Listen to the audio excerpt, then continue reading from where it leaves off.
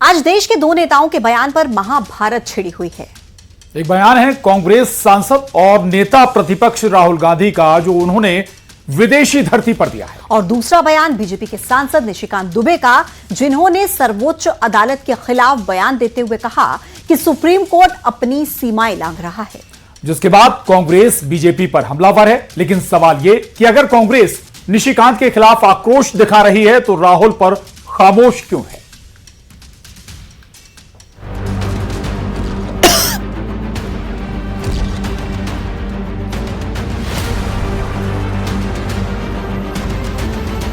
इस देश में जितने गृह युद्ध हो रहे हैं उसके जिम्मेवार केवल यहाँ के chief justice of India Sanjeev Khanna साहब। आज भारत में सियासी महाभारत देश के दो नेताओं के बयान को लेकर छिड़ी हुई है।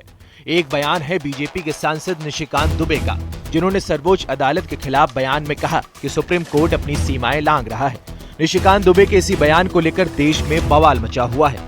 कांग्रेस समेत सभी विपक्षी पार्टियां कह रही हैं कि ये संवैधानिक संस्थाओं के खिलाफ सीधे युद्ध की शुरुआत है और बीजेपी सुप्रीम कोर्ट और संविधान को कमजोर करना चाहती है। अब संवैधानिक संस्थाओं के सम्मान पर राजनीति का डबल स्टैंडर्ड समझना हो तो निशिकांत दुबे के बयान के अलावा राहुल गांधी का बयान भी सुनिए, क्योंकि जो लोग बीजेपी सांसद निशिकांत दुबे के बयान से गुस्से में हैं, उन्हें राहुल गांधी के बयान से कोई आपत्ति नहीं है। जबकि राहुल गांधी ने अमेरिका में चुनाव आयोग पर आपत्तिजनक टिप्पणी करते हुए कहा कि भारत में चुनाव आयोग ने समझौता कर लिया है और सिस्टम में कहीं तो गड़बड़ी है। पहले आपको देश की संवैधानिक संस्थाओं के खिलाफ बीजेपी और कांग्रेस के दोनों नेताओं के आपत्तिजनक बयान सुनाते हैं, फिर आपको बताएंगे कि संवैधानिक संस्थाओं के सम्मान पर देश की राजनीति में डबल स्टैंडर्ड क्यों है। इस देश में धार्मिक युद्ध भड़काने के लिए केवल और केवल सुप्रीम कोर्ट जिम्मेवार है। सुप्रीम कोर्ट का एकमात्र उद्देश्य है show me the face will show you the law. Supreme court अपनी सीमा से बाहर जा रहा है। सुप्रीम कोर्ट की सीमा यह है कि भारत का संविधान जिस कानून को बनाया उस कानून की उसको व्याख्या करनी है, और यदि वो व्याख्या नहीं कर सकती है और सब कुछ के लिए सुप्रीम कोर्ट जाना है तो इस संसद का कोई मतलब नहीं है, विधानसभा का कोई मतलब नहीं है, उसको बंद कर देना चाहिए। People voted in the Maharashtra assembly elections. Then there are adults in Maharashtra. This is the fact. And the election commission gave us a figure, voting figure for 5:30 in the evening. And between 5:30 in the evening and 7:30 in the evening, when the polls were supposed to have closed, 65 lakh voters voted. Now, that is physically impossible to happen. It's very clear to us that the election commission is compromised. It's very clear that there is something very wrong with the system. सर्वोच्च न्यायालय पर BJP सांसद निशिकांत दुबे की इसी आपत्तिजनक टिप्पणी को लेकर उनके खिलाफ अवमानना केस चलाने की याचिका दाखिल हुई है। इस पर सुप्रीम कोर्ट ने कहा कि याचिकाकर्ता निशिकांत के खिलाफ अवमानना याचिका दाखिल कर सकते हैं और इसके लिए सुप्रीम कोर्ट की मंजूरी की जरूरत नहीं है। दूसरी ओर निशिकांत दुबे के इस बयान से बीजेपी किनारा कर चुकी है। बीजेपी अध्यक्ष जेपी नड्डा ने कहा है कि पार्टी अदालतों का सम्मान करती है और बीजेपी ऐसे बयानों के साथ नहीं है। लेकिन निशिकांत दुबे को सख्त निर्देशों के बाद भी कुछ बीजेपी नेता खुलकर निशिकांत दुबे के साथ हैं। देखिए, निशिकांत दुबे जी जो बोले हैं वो तो सही बात बोले हैं। आज हमारे महामहिम राष्ट्रपति जी CJI chief justice of India का अपॉइंटमेंट करते हैं, तो चीफ जस्टिस ऑफ इंडिया कैसे महामहिम राष्ट्रपति जी का जो निर्देश है वो अवमानना कर सकते हैं? जो पार्लियामेंट, जो सांसद, जहां पर सारे भारत के सांसद लोग बैठ के पॉलिसी मेकर जो नियम बना रहे, रूल बना रहे, उसी नियम को आप खंडन कर देंगे तो ये कहाँ का नियम है? तो फिर पार्लियामेंट को बंद कर दीजिए। नहीं, जो गाइडलाइन पार्टी की आ गई है हम उसके साथ हैं, और कभी कभी सत्य सही हो तो भी बोलना नहीं चाहिए, क्योंकि हर चीज की एक मर्यादा होती है। बता दें, निशिकांत दुबे ने सुप्रीम कोर्ट पर आपत्तिजनक बयान, वक्फ कानून पर सर्वोच्च अदालत की एक टिप्पणी और केरल विधानसभा से पास विधेयक को मंजूरी देने के लिए राष्ट्रपति के निर्देश देने को लेकर की थी, जिसके बाद इस निशिकांत के बयान को लेकर एक बार फिर कांग्रेस बीजेपी आमने सामने आ गई है। Bureau report, news 18। और मुर्शिदाबाद हिंसा को लेकर सुप्रीम कोर्ट में दाखिल याचिकाओं को सुनने से सुप्रीम कोर्ट ने इनकार कर दिया है। सुप्रीम कोर्ट ने पिटीशन में लिखी गई बातों पर एतराज जताया, जिसके बाद याचिकाकर्ताओं ने भी इसे वापस ले लिया। ये रिपोर्ट देखिए।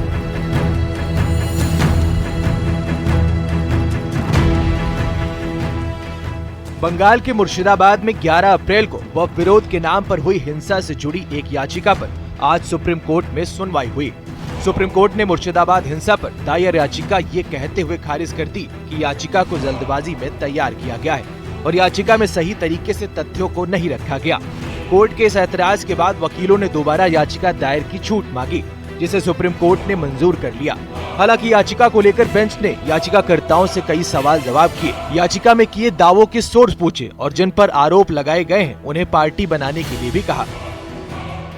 लेकिन अब क्योंकि सुप्रीम कोर्ट का निर्देश है तो हमको तो मानना पड़ेगा। हमारे प्रेयर्स और ग्राउंड तो सेम रहेंगे, कहीं कुछ नहीं होने वाला। हिंदू का पलायन हो रहा है, हिंदू को मारा गया है और अभी भी वो डर के माहौल में जी रहे हैं। और जो एसआईटी की जांच हमने सुप्रीम कोर्ट की निगरानी में मांग की है और साथ में एक्सोडस को रोकने के लिए और कंपनसेशन की बात की, वो तो एज इट इज रहने वाला है। लेकिन ये जो डिटेल्स है वो हम ऐड करके विद इन अ डे और 2 हम फाइल कर देंगे और बिल्कुल सुप्रीम कोर्ट के वापस अपेक्षा करेंगे कि सुप्रीम कोर्ट हिंदुओं को न्याय दे।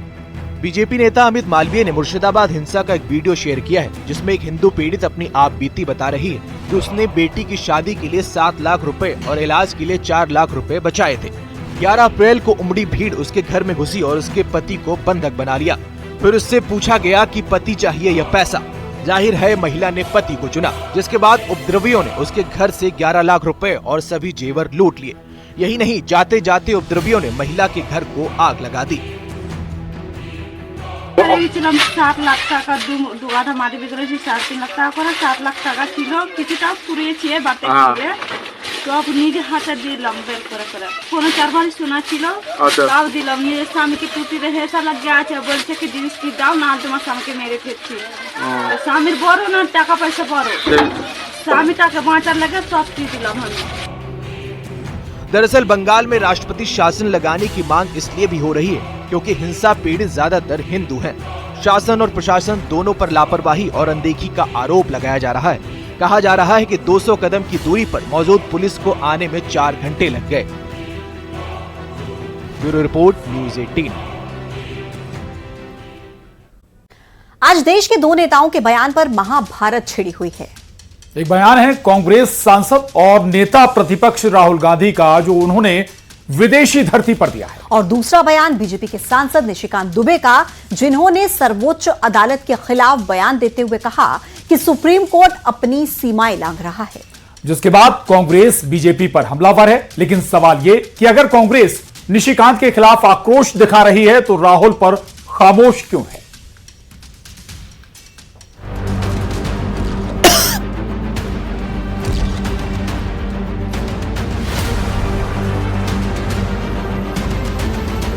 इस देश में जितने गृह युद्ध हो रहे हैं उसके जिम्मेवार केवल यहाँ के chief justice of India Sanjeev Khanna से।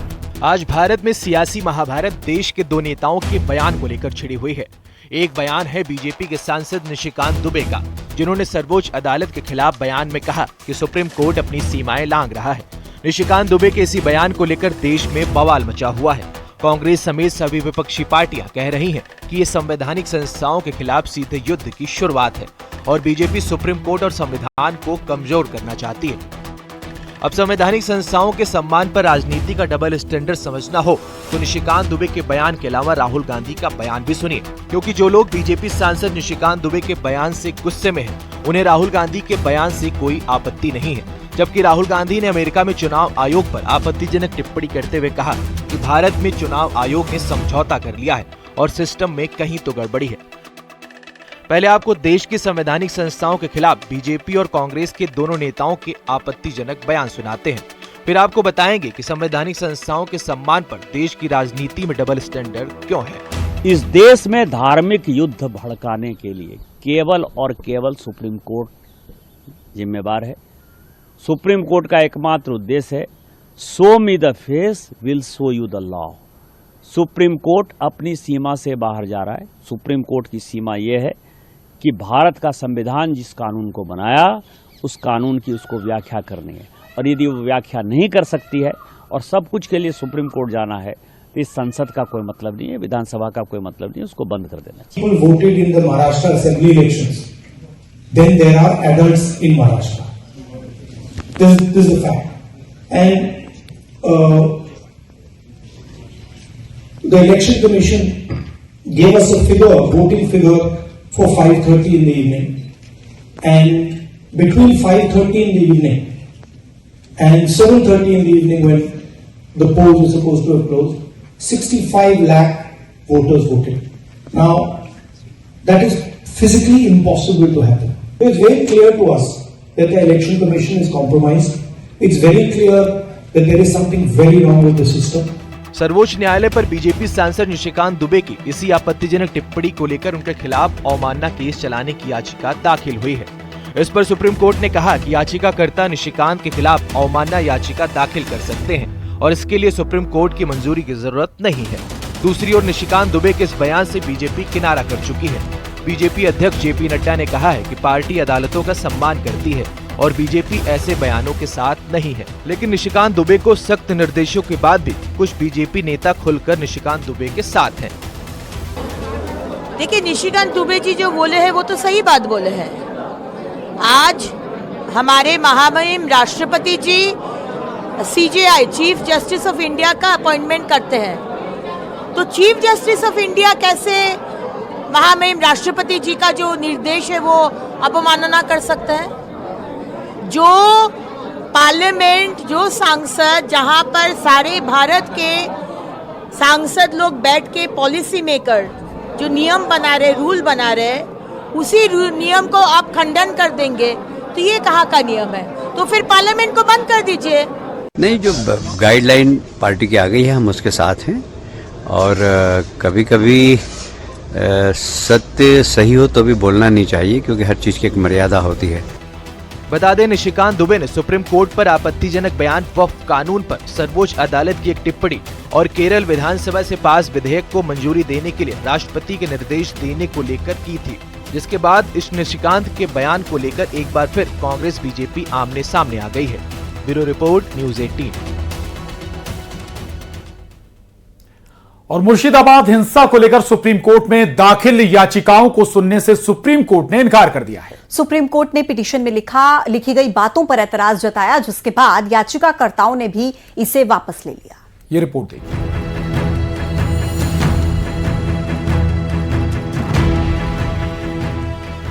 बंगाल के मुर्शिदाबाद में 11 अप्रैल को वक्फ विरोध के नाम पर हुई हिंसा से जुड़ी एक याचिका पर आज सुप्रीम कोर्ट में सुनवाई हुई।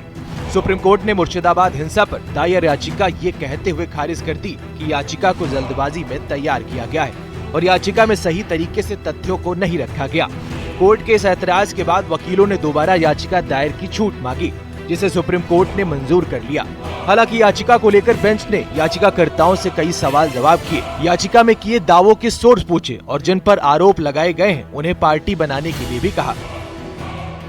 लेकिन अब क्योंकि सुप्रीम कोर्ट का निर्देश है तो हमको तो मानना पड़ेगा। हमारे प्रेयर्स और ग्राउंड तो सेम रहेंगे, कहीं कुछ नहीं होने वाला है। हिंदू का पलायन हो रहा है, हिंदू को मारा गया है और अभी भी वो डर के माहौल में जी रहे हैं। और जो SIT की जांच हमने सुप्रीम कोर्ट की निगरानी में मांग की है और साथ में एक्सोडस को रोकने के लिए और कंपनसेशन की बात की, वो तो एज इट इज रहने वाला है। लेकिन ये जो डिटेल्स है वो हम ऐड करके विद इन अ डे और 2 हम फाइल कर देंगे और बिल्कुल सुप्रीम कोर्ट के वापस अपेक्षा करेंगे कि सुप्रीम कोर्ट हिंदुओं को न्याय दे। बीजेपी नेता अमित मालवीय ने मुर्शिदाबाद हिंसा का एक वीडियो शेयर किया है, जिसमें एक हिंदू पीड़ित अपनी आप बीती बता रही है कि उसने बेटी की शादी के लिए 7 लाख रुपए और इलाज के लिए 4 लाख रुपए बचाए थे। 11 अप्रैल को उमड़ी भीड़ उसके घर में घुसी और उसके पति को बंधक बना लिया। फिर उससे पूछा गया कि पति चाहिए या पैसा।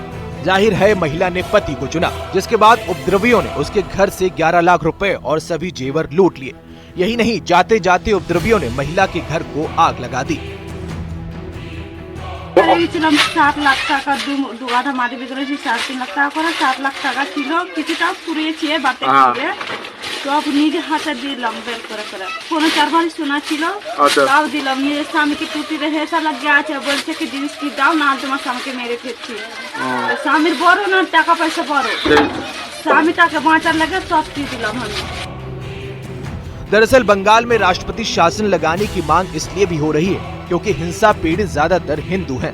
शासन और प्रशासन दोनों पर लापरवाही और अनदेखी का आरोप लगाया जा रहा है। कहा जा रहा है कि 200 कदम की दूरी पर मौजूद पुलिस को आने में 4 घंटे लग गए। Bureau report, news 18।